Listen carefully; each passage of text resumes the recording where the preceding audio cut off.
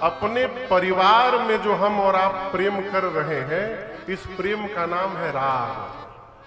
बेटा में, बेटी में, भाई बहन, माई बाप, पति पत्नी में जो प्रेम है, इस प्रेम का क्या नाम है?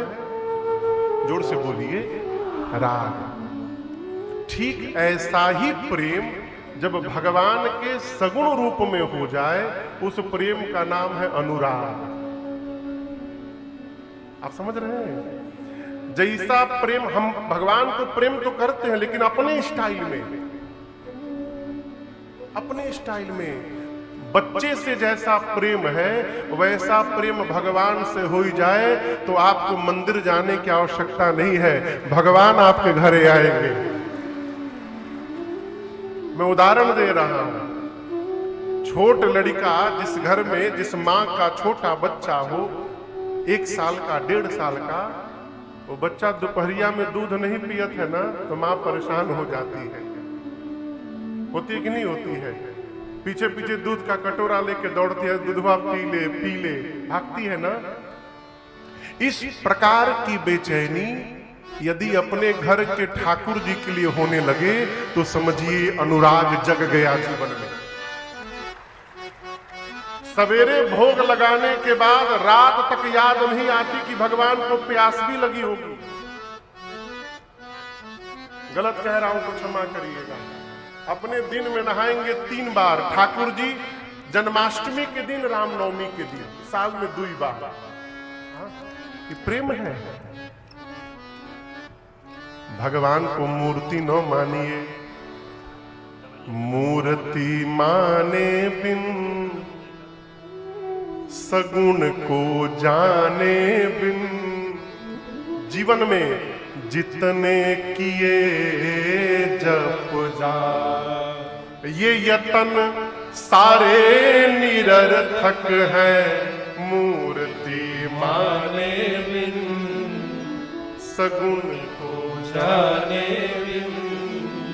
जितने किए जप जा। भगवान में अपनों जैसा प्रेम जग जाए, इस प्रेम का नाम है अनुराग। ये प्रेम जगेगा कैसे? भजन से, नाम जप से, कथा सत्संग से। अब अनुराग जग गया, और भजन करिए अनुराग में रहते हुए, तो दर्शन करिए। अनुराग में तो भगवान के मूर्ति में प्रेम जगा, जब अनुराग में रहकर भजन करेंगे तो ये प्रेम और ऊपर बढ़ेगा और सगुण से निकलकर निराकार में प्रवेश कर जाएगा। उस प्रेम का नाम है वैराग। राग, अनुराग और वैराग। लेकिन मजे की बात समझिएगा, भगवान न राग में मिलते हैं और न भगवान वैराग में मिलते हैं। भगवान कहाँ मिलते हैं? केवल अनुराग में।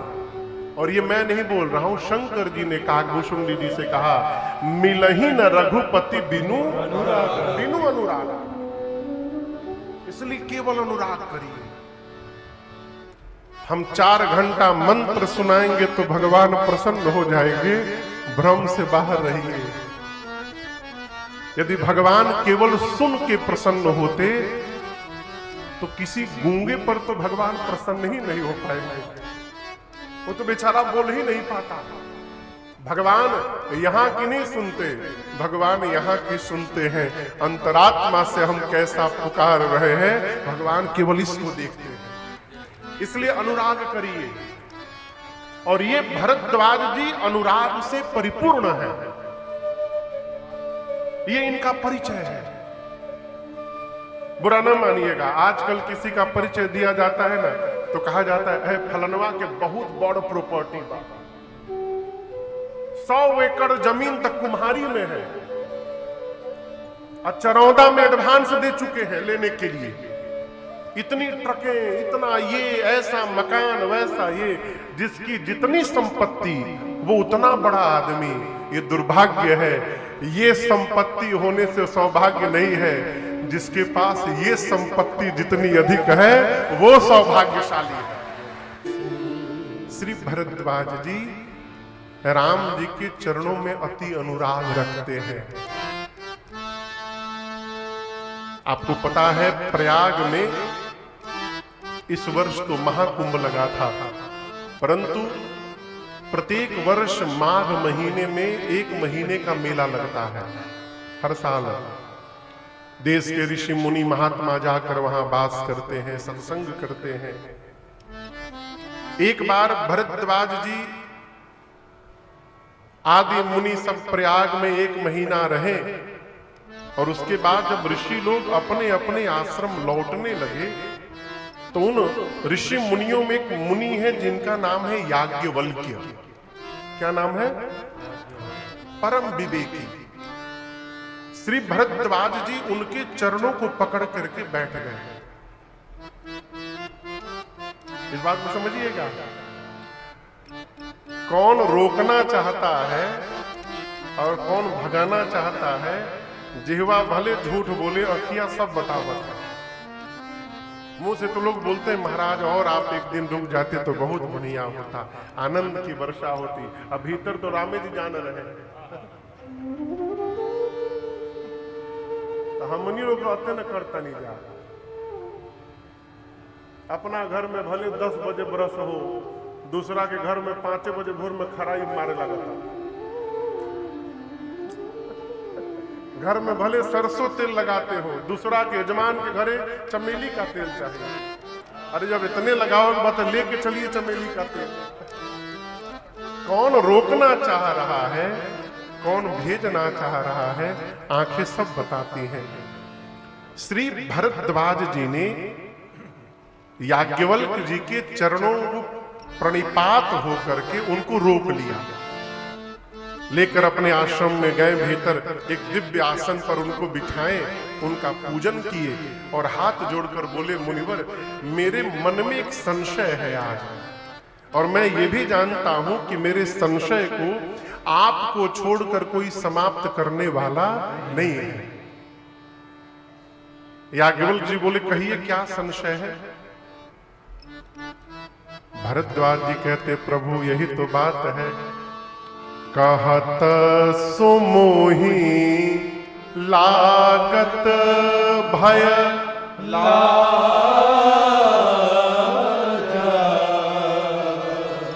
भरद्वाज जी कहते कि उस प्रश्न को पूछने में मुझे भय लग रहा है और लज्जा आ रही है। लज्जा किस बात की?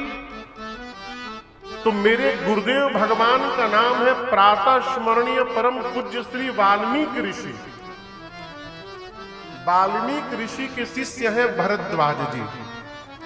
बोले, मुझे लज्जा इस बात से आ रही है, मेरे प्रश्न को सुनकर आप ये सोचने लगे इतने बड़े महात्मा के चेला हैं और इतनी छोटी सी बात इनको नहीं मालूम।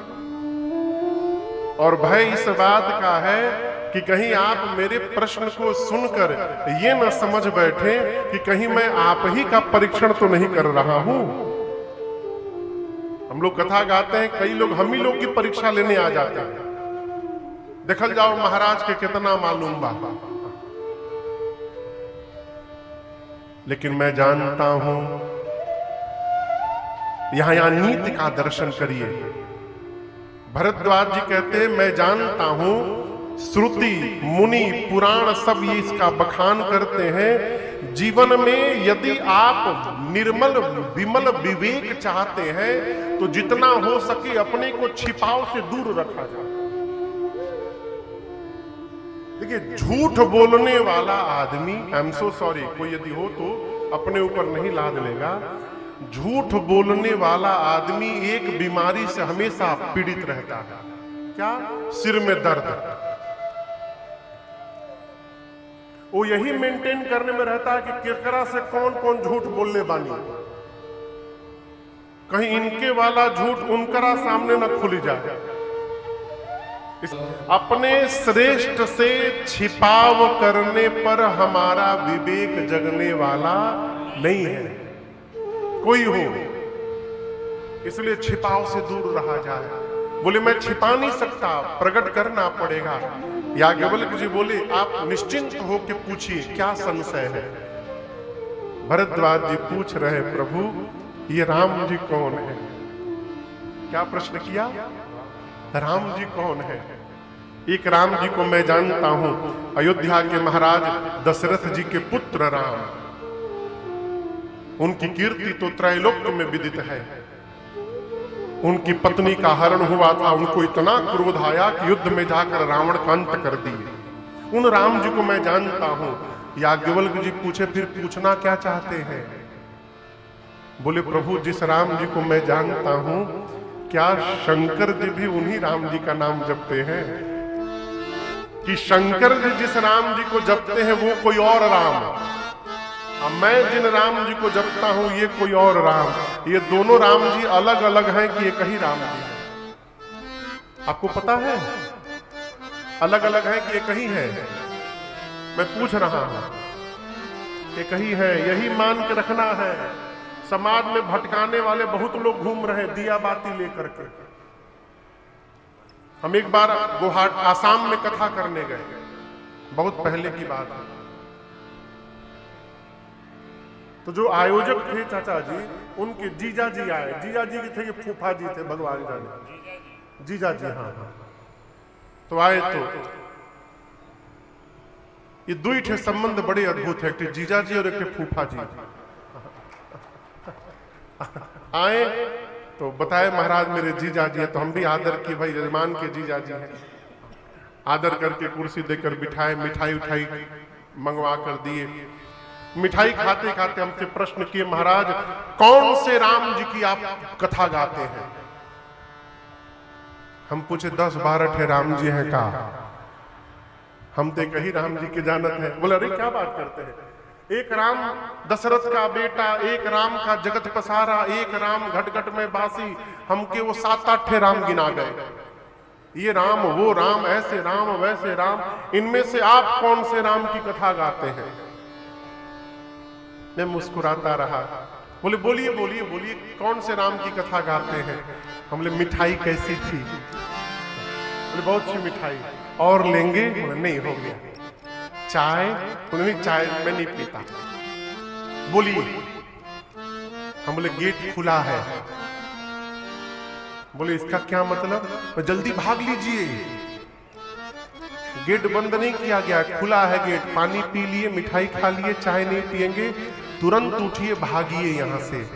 हमार मन कान डस्टबिन नहीं है कि आप अपने दिमाग का कचरा हमारे दिमाग में डालने यहां चले आए।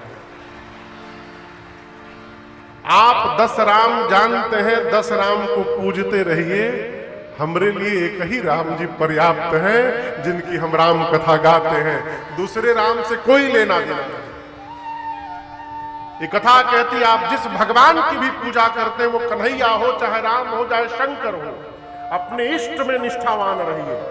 मानिए सबको, लेकिन अपने भगवान में निष्ठावान रहिए। नहीं तो लोग दिया बाती लेके ढूंढ रहे हैं, कैसे मतिया पलटा जाए। आपको सुनकर आश्चर्य होगा, लोग रुपया लेकर माई बाप बदल ले रहे हैं। भगवान भेजे हैं सनातन धर्म में, अब पैसा के लालच में लोग क्रिश्चियन बन रहे हैं। यदि वही बनना था तो यहां कहीं जन्म मिलता, उसी देश में जन्म मिलता। यहां क्यों आते हो? गलत बोल रहे हैं। फिर आप हो कुकुर लेके घूमते। चाचा जी, हम लोग देखिए, अभी भगवान बचावे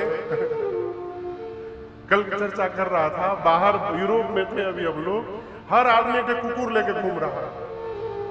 बड़का कुकुर, छोटका कुकुर, मोटका कुकुर, पतरका कुकुर, झबरावा कुकुर, भालू। एक तो कुकुर हम लोग भालू जैसा देखते, लेकिन लेके घूम रहा था। सौभाग्य है हो कि हम सनातनी बनकर के जन्म लिए हैं, ये सौभाग्य है। और आपका सौभाग्य है कि आप उस प्रदेश में जन्म लिए हैं जिस प्रदेश के राम जी भाषा है।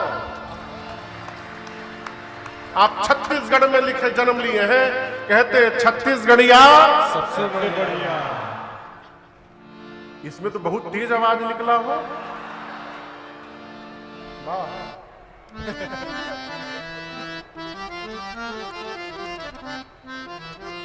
आज देखिए, कल सब मन ला झारा झारा न्योता था, तो आज कितने लोग आकर के बैठे पंडाल में। आज भगवान शंकर का विवाह है यहाँ पर। एक बार त्रेता युग में भगवान शंकर अपनी अर्धांगिनी मैया सती के साथ, पार्वती जी नहीं, उनका पिछला जन्म सती जी का था, सती मैया के साथ भगवान शंकर कैलाश से उतरकर दंडकारण्य में श्री अगस्त्य मुनि के यहां राम कथा सुनने गए। अचानक पहुंचे, बिना किसी नोटिस के, बिना किसी सूचना के। अब आप कल्पना करिए एकदम व्यवहारिक स्तर पर, बिना किसी सूचना के यदि सवेरे सवेरे घर के दरवाजे पर शंकर जी आके खड़े हो जाए, आपका डोरबेल बजाए और आप यदि गेट खोले और सामने शंकर भगवान, क्या होगा? यदि आपको घर के बाहर अचानक शंकर जी, सही में नकली वाले नहीं, असली वाले शंकर जी दिखाई पड़ जाए, तो देखने के बाद क्या स्थिति होगी? केहू बोलते नहीं थे। विनोद भैया का हाल होगी? दंडवत करेंगे।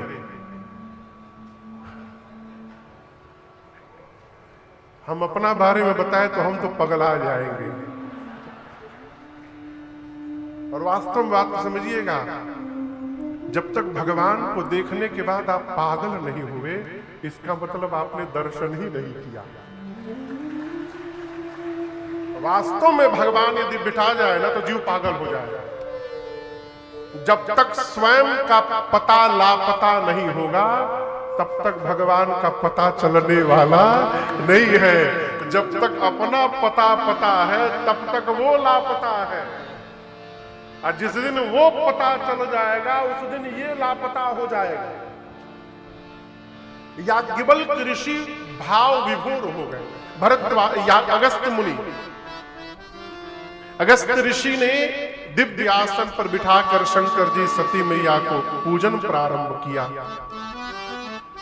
पूजन के बाद 9 दिनों तक कथा हुई, लेकिन आपको सुनकर आश्चर्य लगेगा, केवल शंकर जी ने कथा सुनी, सती मैया कथा नहीं सुनी। क्यों नहीं सुनी? बगल में बैठी रही बस। सती मैया यही कहती रही, ये कौन कथावाचक है? कथावाचक होकर श्रोता का पूजन कर रहे थे। अरे श्रोता वक्ता की पूजा करता है, यहाँ तो वक्ता ही श्रोता की आरती उतार रहा है। ये कौन सी कथा सुनाएंगे? परिणाम 9 दिन कथा बीत गई। सुनी किसने? तो सुनी महेश परम सुख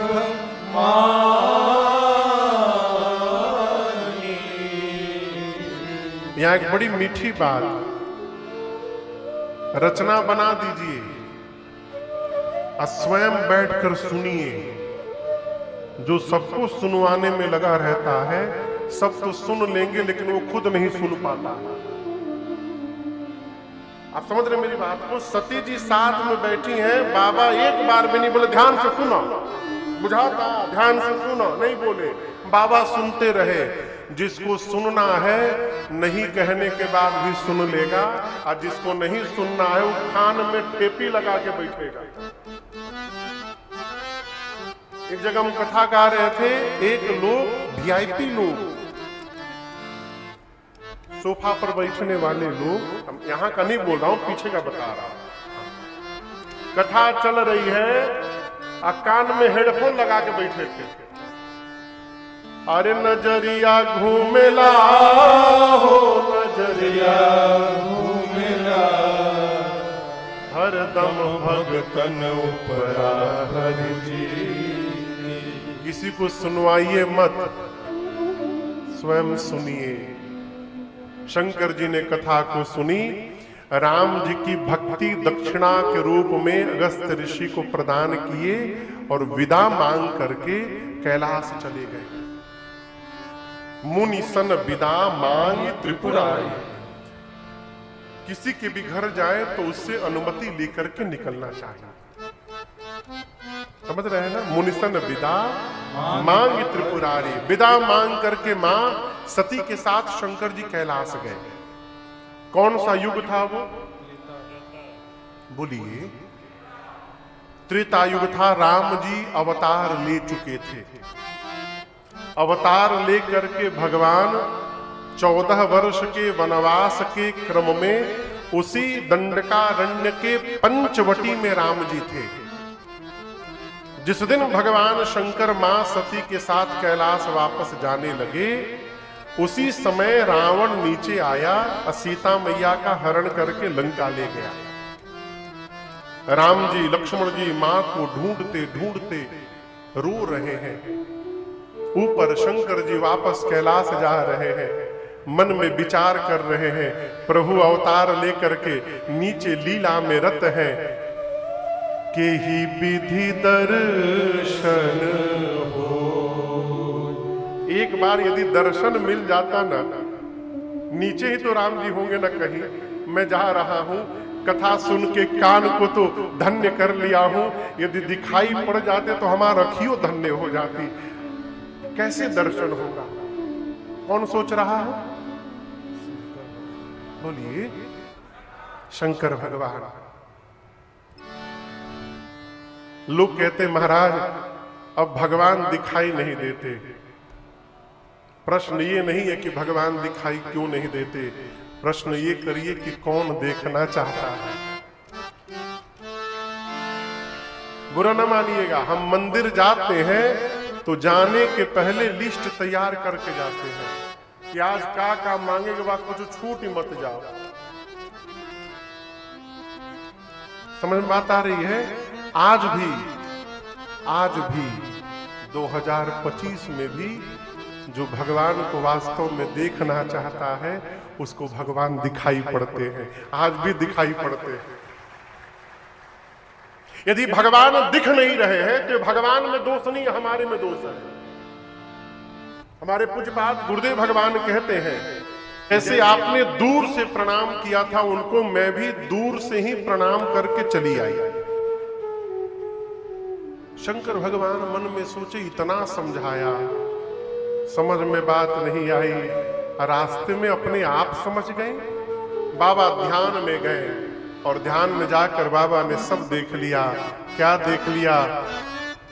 सती कीन्ह सीता कर वेशा। बाबा ने नेत्र बंद करके देखा कि सती ने मेरी मां सीता का रूप बनाया। और आपको बताऊं, शंकर जी को बड़ा दुख हुआ। लेकिन यहां एक बड़ी अद्भुत बात मैं आपसे निवेदन करूं।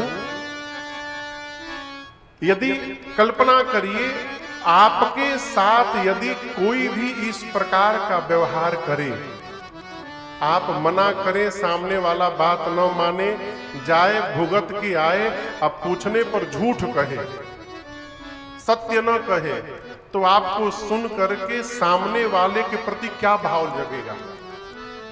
क्रोध आएगा? मैं पूछ रहा हूं। भले प्रकट न करिए, क्रोध आएगा ना। लेकिन यहां दर्शन करिए, शंकर जी को सती जी के ऊपर लेश मात्र भी क्रोध नहीं आया। इतना ही नहीं, इस पूरे प्रकरण में शंकर जी सती मैया का अपराध मानते ही नहीं है। बाबा बोले मेरी सती का अपराध नहीं है, मेरी सती मेरे से झूठ नहीं बोल सकती, ये राम जी की माया ने मेरी सती से झूठ कहलवाया है, ये सब नाम माया ने किया है। ये क्या है? ये प्रसंग कह रहा है, जिसके साथ जीवन भर चलना है उसके भीतर दोष देखना बंद कर दिया जाए।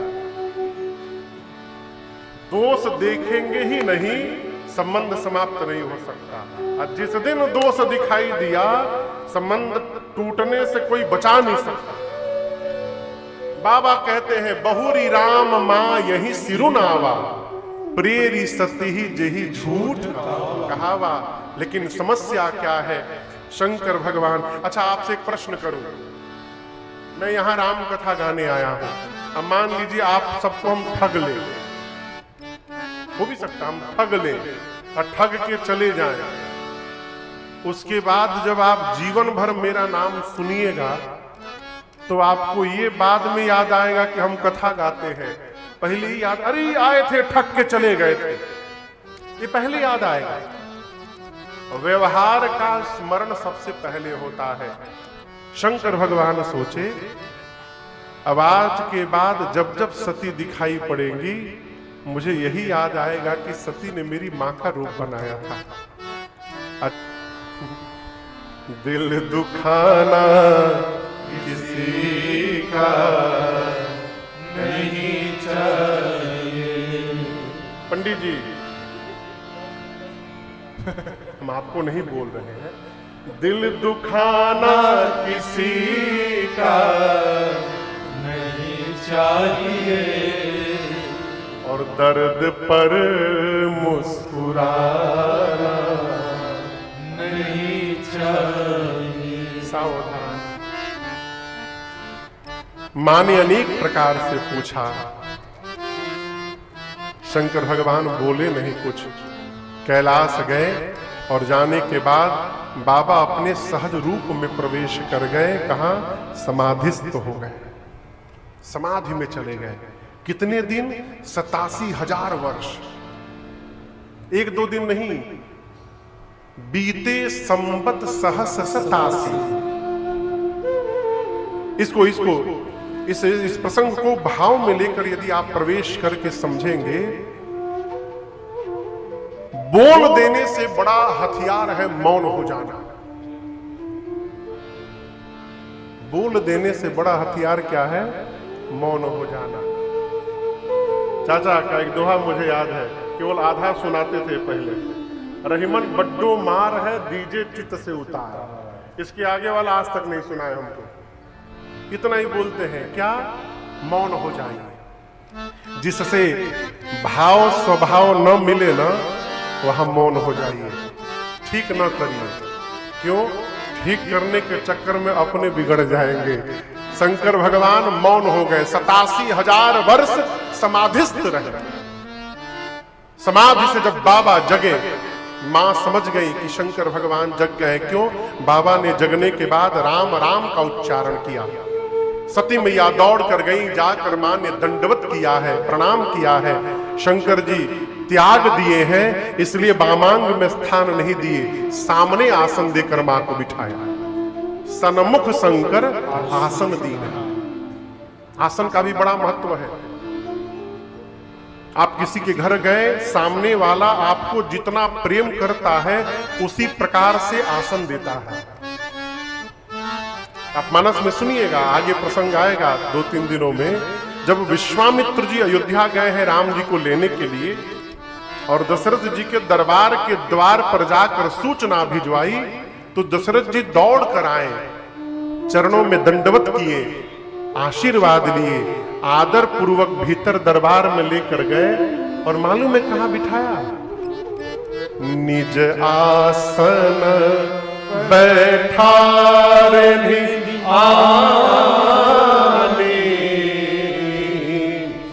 चक्रवर्ती सम्राट के राज सिंहासन पर विश्वामित्र जी को ले जाकर बिठा दिया, अपने सिंहासन पर। और स्वयं कहां बैठे? उनके चरण में बैठकर उनके चरण को पखारने लगे। यह है आदर। स्थान का बड़ा महत्व। दूसरी बात, अपने से श्रेष्ठ के आगे आसन पर नहीं बैठना चाहिए। समझ रहे हैं? गुरु जी के आगे अपन आसन बिछा करके अपने नहीं बैठना चाहिए। गुरु और शिष्य का अंतर दिखाई पड़ना चाहिए। तीसरी बात, यदि आप कहीं गए और आपके लिए किसी श्रेष्ठ ने आसन बिछा के रखा हुआ है, उस आसन पर बैठने पर पाप लगेगा। बड़े बड़े महात्मा मुनि लोग इसी तरह परीक्षण कर लेते हैं और हमको पता भी नहीं चलता है। आप मिलने जाइए, गुरुजी आसन बिठा के रखे गए, गुरुजी को प्रणाम कर, गुरुजी कहे बैठिए, जाके बैठ गए। गुरुजी बोलेंगे नहीं, समझ जाएंगे कि आप क्या हैं। अपने से बड़े के आसन पर नहीं बैठना चाहिए, बिछाए हुए आसन पर। फिर महाराज क्या करें? उसका नियम है, यदि आपके लिए आसन बिछा है तो आसन को छू के प्रणाम करिए, इससे उसका आदर हो गया। उसको धीरे से मोड़िए, मोड़ करके उठा करके बगल में रखिए और बिना आसन के गुरु जी के सामने नीचे बैठिए। ये मर्यादा है। मां गई, भगवान शंकर ने मां को सामने आसन दिया। उसी समय एक घटना घटी। सती मैया के पिताजी भगवान शंकर के ससुर जी का नाम है दक्ष। क्या नाम है? दक्ष। ब्रह्मा जी ने दक्ष को पहले प्रजापति बनाया, कई प्रजापति बने। अब जैसे आदरणीय विधानसभा के अध्यक्ष रहे ना पहले, तो उसमें कई विधायक बने होंगे, उसमें आदरणीय भी विधायक बने होंगे, और उन सभी विधायकों में से आपको चयन करके सभी विधायकों में अध्यक्ष बनाया गया। यही नियम है। उसी प्रकार ब्रह्मा जी ने पहले कई प्रजापति बनाए। प्रजापति का क्या काम है? सृष्टि का विस्तार करना। कई प्रजापति बने। फिर उन सभी प्रजापतियों में दक्ष को उन सभी प्रजापतियों का राजा बना दिया, अध्यक्ष बना दिया। दक्ष ही कीन्ह प्रजापति नायक। और जैसे अधिकार मिला दक्ष को अभिमान हो गया। देखिए, बिना अधिकार के अभिमान नहीं आता, अधिकार मिलने के साथ ही अभिमान आता है। क्यों? उस उपलब्धि को हम अपना पुरुषार्थ मान लेते हैं। और आपको बताऊं, अधिकार कोई टोपी नहीं है कि आप पहन के चलेंगे दिखाई पड़ेगा। इनको अभिमान हुआ है। अभिमान का पता बोली से चलता है, अभिमान का पता व्यवहार से चलता है। अभिमानी व्यक्ति जगने से लेकर रात को सोने तक एक ही टेप चलावत है, मैं का। समझ में आ रहा है आप लोग को जो कह रहे हैं? क्या कहता है? मैं हर बतिये में मैं, फूफा के है मैं, हर बात में मैं। ये जो मैं है ये अभिमान को जन्म देता है। जब तक मैं में लिपटिएगा भगवान नहीं मिलेंगे, और जिस दिन मैं समाप्त होकर तू पर आ जाइएगा उसी दिन भगवान प्राप्त हो जाएगा। ये मैं अभिमान है जो हमको समर्पित नहीं होने देता। मैं से बचिए। बहुत पहले कथा में एक बाबूजी हमको मिले, 2017 में, बैंकॉक कथा के पहले हम लोग राजस्थान में कथा गा रहे थे। एक बूढ़े बाबूजी आए थे, लगभग अवस्था होगी 80 साल की, बहुत दूर से आए थे। तो कथा के बाद, कथा के पहले ही हमसे मिल लिए। बोले महाराज जी रात को कथा 10 बजे तक चलेगी, हमको बहुत दूर जाना है, 125 किलोमीटर, इसलिए पहले ही प्रणाम कर लिया। मैं कथा के बाद तुरंत निकल जाऊंगा। कथा के बाद फिर कमरे में आए तो मैं पूछा बाबूजी आप गए नहीं? बोले महाराज एक बात आपकी अच्छी नहीं लगी मुझे, सोचा आपको बता के फिर जाऊंगा। हमने कहा कहिए बाबूजी। बोले महाराज आज आपने कथा में एक बात कही, वो मुझे बिल्कुल अच्छी नहीं लगी। हमने कहा कौन सी बात कही? बोले आपने कहा कि मैंने किसी कथा में एक बात कही थी। ये ठीक नहीं है, इसको और भी ढंग से बोला जा सकता है कि किसी कथा में एक बात आई थी, ये बात एक बार एक भाव ये आया था, ऐसे भी बोल सकते हैं। ये जो मैंने किसी कथा में बात कही थी, ये जो मैंने शब्द है ना, ये अभिमान दिला देगा एक दिन। कौशल्या मैया जानती हैं कि मेरा राम जीव नहीं है, जगदीश है। राम के लिए कर्तुम अकर्तुम अन्यथा कर्तुम ये सब कुछ कर सकते हैं, संभव कुछ भी नहीं है। लेकिन वो राम जी जब विवाह करके आए तो मां कौशल्या पूछती हैं कि राम इतने कोमल कोमल अंग है तुम्हारे, कैसे लिए उठाई शंभु धनु, कैसे लिए उठाई शंभु धनु, और झेले इतना भार, निहारे जाऊं वारे मेरो लाला बड़ो सुकुमार, निहारी जाऊं वारी प्रबल ताड़का और सुबाहु, कैसे किए सिंह संहार, निहारे जाऊं वारी। मां पूछती है इतना भारी धनुष कैसे उठा लिए राम? हमसे लोग बता रहे कि आपने यज्ञ रक्षा में ताड़का को सुबाहु को मार दिया, और अहिल्या जी का भी उद्धार कर दिया आपने रास्ते में राम। ये इतना बड़ा काम, आश्चर्यजनक कार्य आपने कैसे कर लिया? मां बोली राम जी से, मुझे पता है आपने कैसे कर लिया, बताऊं? राम जी बोले कहिए मां। मां कहती है, जानी परत गुरु कृपा दृष्टि से, जानी परत गुरु कृपा दृष्टि से, हो गयो संकट पार, निहारी जाऊं वारी वारी।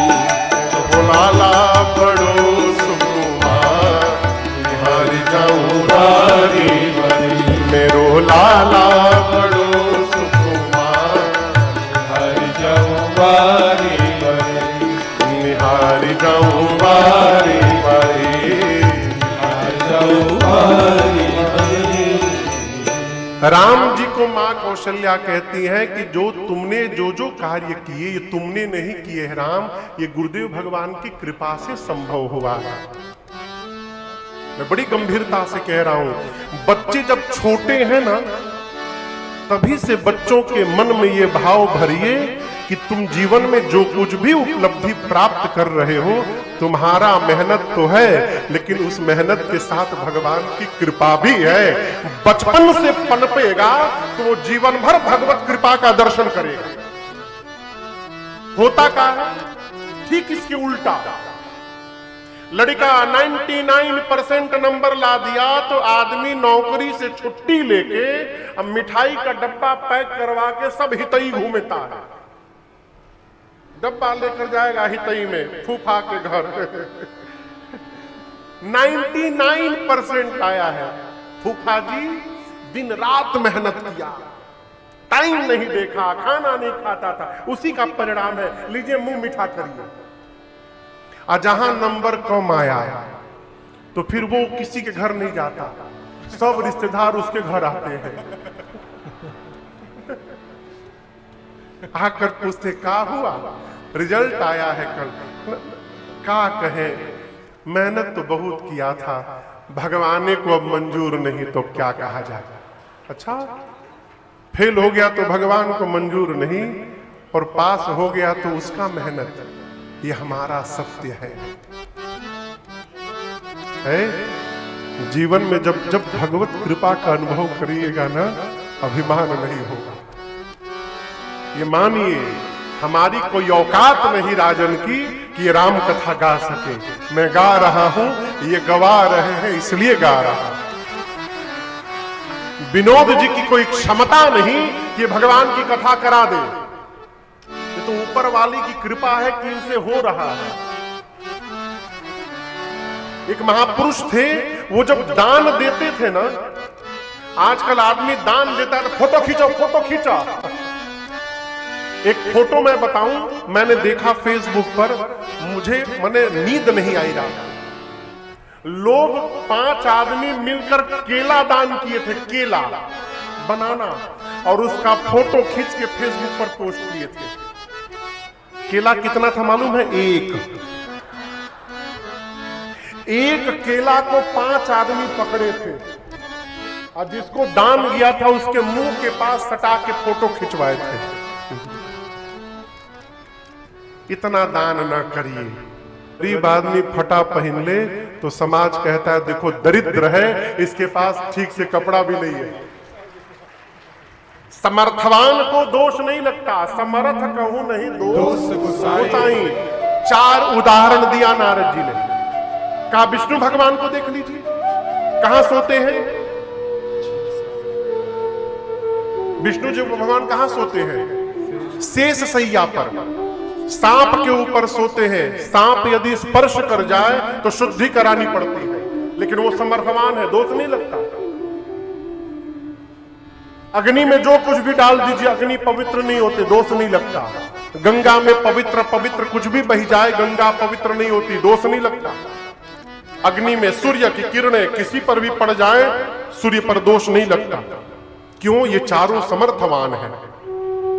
हिमांचल जी बोले ये तो चारों समर्थवान है, इन चारों से मेरे बेटी के पति का क्या लेना देना?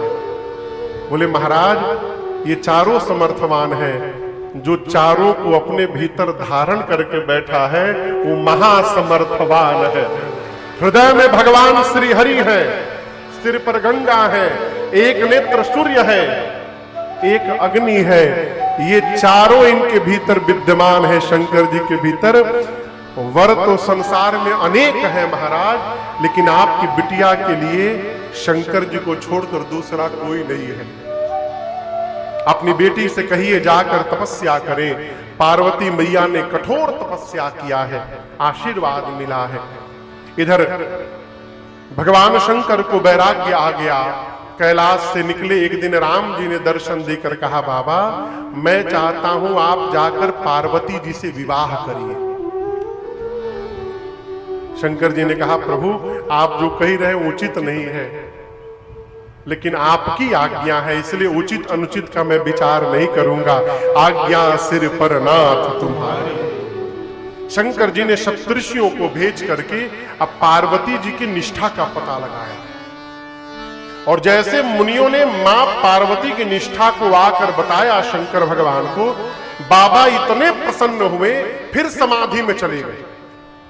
पिछली बार गए थे तो कितने दिन में लौटे थे? फिर गए, अब कब लौटेंगे किसी को नहीं मालूम। इसी बीच एक दैत्य ने जन्म लिया जिसका नाम था ताड़कासुर। तपस्या करके वरदान लेता है ब्रह्मा जी से कि शंकर जी के तेज से जो संतान जन्म ले वही मुझे मारे। लगा वरदान लेकर देवताओं को त्रास देने। इंद्र पहुंचे ब्रह्मा जी के पास, बोले ये मरेगा कैसे? ब्रह्मा जी बोले ऐसा ऐसा वरदान लिया है, कन्या तैयार है विवाह के लिए, आप लोग दूल्हे को केवल तैयार करिए।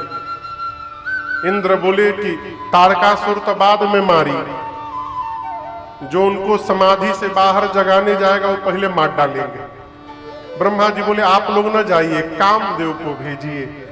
कामदेव पूरे प्रभाव का विस्तार करके कैलाश गए, लेकिन आप दर्शन करिए कामदेव का शंकर जी पर कोई प्रभाव नहीं पड़ा।